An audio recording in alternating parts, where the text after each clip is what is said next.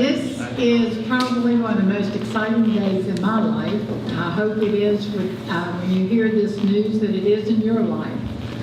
West Virginia Department of Ed, Division of Career and Technical Education, plus our career technical programs across West Virginia are establishing a national model for a couple of things.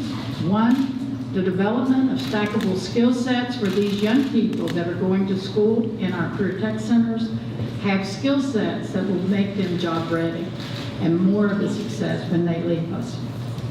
It's also an opportunity for our young people to give back to their state. They are our emerging workforce and they are the future of West Virginia. And I am very, very proud to say that our future is in great hands. The West Virginia Department of Ed and the Department of Natural Resources are forming a partnership to bring back the beauty to our state parks, to upgrade them, to put our best foot forward for people who are visiting. This is a beautiful state. We are on the rise.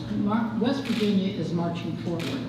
And these young people want to be a part of that and a part of the future. And I am thrilled that these companies, simulated workplace companies across the state, have jumped on this opportunity to do this. This is a student option. This wasn't a requirement of a class. These students, because they run their companies, have the option to participate or not. And I'm proud to say that every single company in West Virginia has opted to help the state parks. It's my great pleasure to introduce to you the State Superintendent of Schools, Dr. Steve Payne.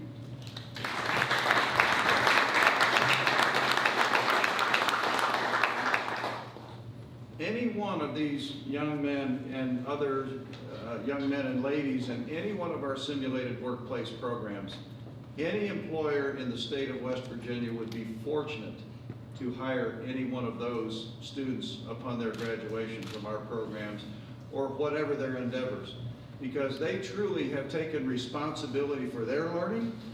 They lead their classrooms, they lead their businesses, and they do a great job. And Secretary Thrasher has said many times how impressed he is of the communication that is going on inside of government. And what's happened here today is a result of one of those instances of communication. We had a meeting over at the Secretary's office. Kathy and I both were in that meeting, and I started talking about the Civilian Conservation Corps and President Roosevelt's idea of creating a corps where young men, unemployed young men, could go out and create these wonderful structures that we have here today. And we started talking about how do we get the public to take ownership again of these parks. My grandmother was an immigrant. She came over here from Europe when she was about 6 months old back in the teens, and they couldn't afford to go out of state or go to the beach. Their vacations were at the state parks. She loved going to the state parks, and because her grandfather and her uncles and brothers worked in them, they took ownership of them back then. They were proud of the parks.